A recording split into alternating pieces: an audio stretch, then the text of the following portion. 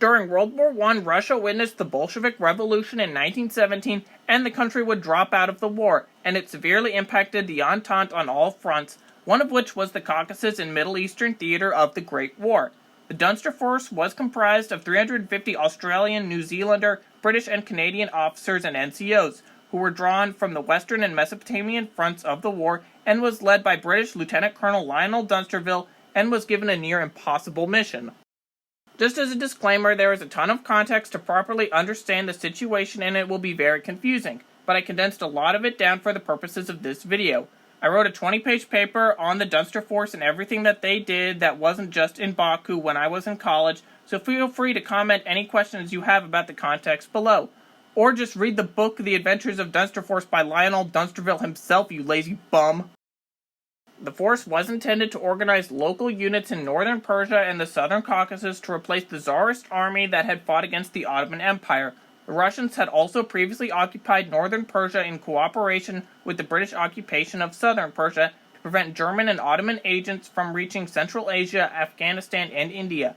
But the Russian army in the region had collapsed after the Bolshevik Revolution, and the Dunsterforce was meant to replace them with former Russian soldiers and local troops.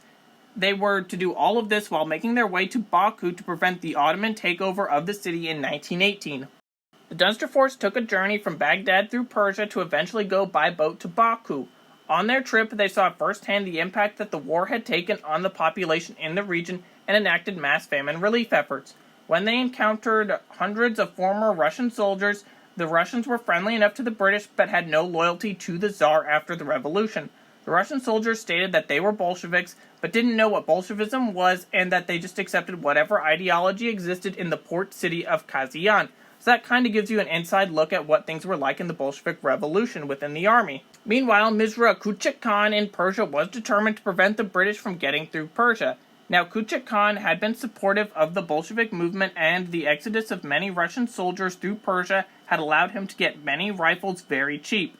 However, thanks to the friendly relations between the Russian soldiers and the Dunsterforce, Kuchak Khan mistakenly thought that if he attacked the British, then the Russians would rise up and attack his forces, but old Kuchak Khan would remain as scheming as ever. The Dunsterforce eventually had to return through Persia after Bolsheviks at the port had prevented them from moving on. In Persia, the British continued famine relief efforts, and more British troops arrived to reinforce the Dunsterforce, which grew more popular among the local population after they were hired by the British to open up roads during the winter. But now Kuchak Khan was more openly hostile to the British, as rumors had spread that he was the one to force them back instead of the Bolsheviks. And Khan fought the Dunsterforce in a few skirmishes of the 1918 Jangali movement. Eventually, the British would arrive in Baku, meet with the Central Caspian dictatorship, which had just overthrown the Baku commune and was relatively popular at the time.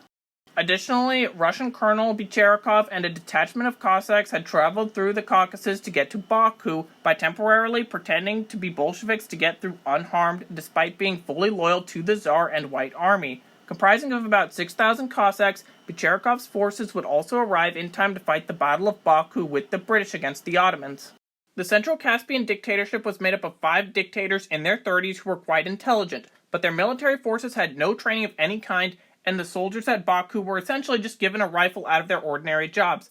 One example of just how poorly trained they were is one instance where Dunsterville noted that they needed artillery to be fired over their heads every few hours to remain in their defensive positions.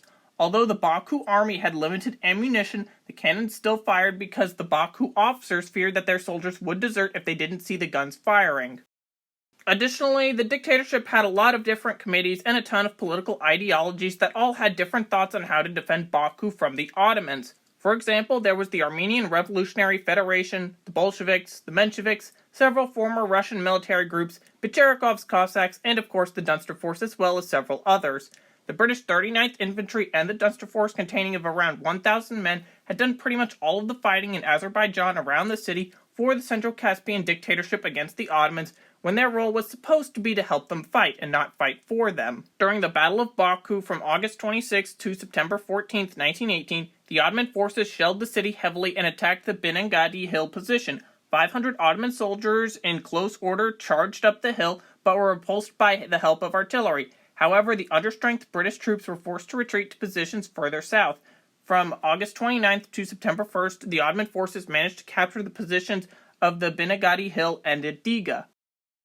Several coalition units were overrun and the losses were heavy. By this point, Allied troops were pushed back to a saucer-like position that made up the heights surrounding Baku, and the dictators were faced with the reality that Baku could actually fall. However, the Ottoman losses were so heavy that the Ottoman generals decided that they would not immediately be able to continue the offensive.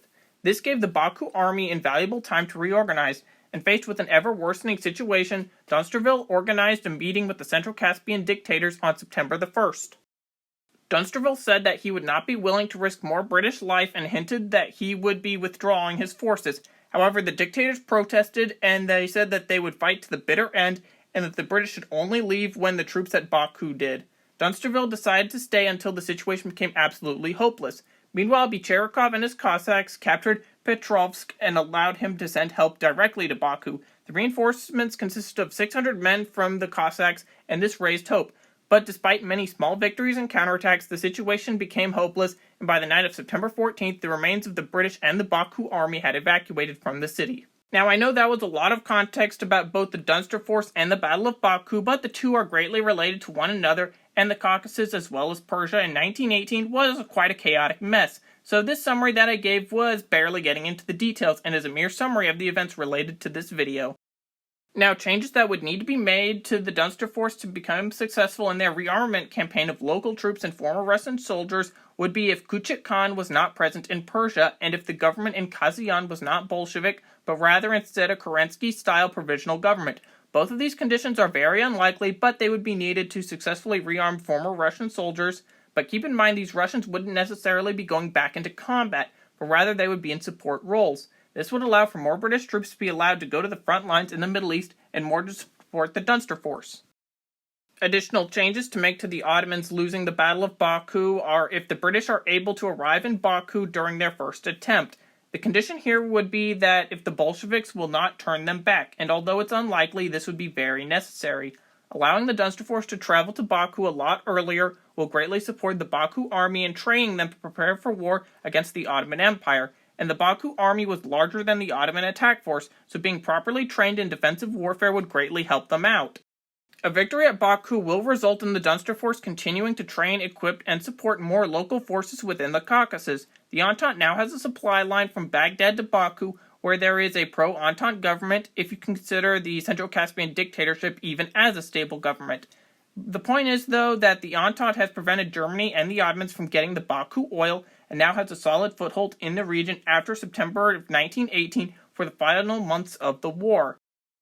Would a victory at the Battle of Baku lead to an independent Caucasus? Well, that's a bit of a harder prediction to answer, as that question will rest entirely on other differences that occurred during the Russian Civil War and the post-Ottoman Empire world. To start, the Ottomans might capitulate earlier as the empire was on a massive losing streak from 1917 to 1918, and another loss at Baku might impact the Ottoman strategic actions in both the Caucasus and towards the Armenians, as during the war, the Ottomans had committed the Armenian genocide, and after losing the Battle of Baku, where the Armenians successfully fought back, would likely lead to further reprisals committed against the Armenians by the Ottomans, as it's possible that since the battle is near the end of the war, the Ottomans might further unjustly blame the Armenians for their collapse. Regarding Bolsheviks in the area, the Central Caspian dictatorship had previously overthrown the Soviet Baku commune, and the dictatorship itself was made up of Mensheviks and less radical socialists. Well, at least socialists who were less radical than the commune and the 26 Baku commissars that were run by the Bolsheviks. Also in our timeline, after the Ottoman Empire signed the Armistice of Muduros on October 30th, 1918, British occupation force re-entered Baku. So with that, I'd say that the Bolsheviks would be firmly out of the area, but the area will be run by Mensheviks and anti-Soviet socialists. The South Russian Allied intervention that occurred during the Russian Civil War in our timeline would likely be even stronger, as the post-war world would see the British having a greater invested interest in the region, as the British had helped win the Battle of Baku, and the area has a pro-British population with loads of oil, and also the region does have a large Armenian population which has not been evacuated, as in our timeline, the Dunsterforce had evacuated the Armenian population due to the Ottoman victory. So something that the British could do is send an additional expedition to deter a potential Turkish incursion after the Turkish War of Independence is successful.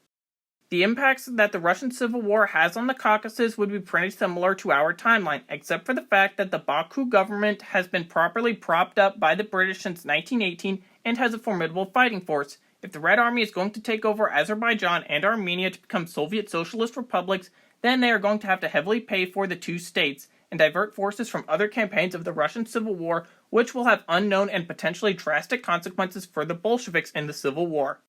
That is just one possible scenario about if the Dunsterforce had successfully rebuilt and replaced the Russian army in the Caucasus and won the Battle of Baku. But what do you think would have happened? Write in the comments, and thank you for watching.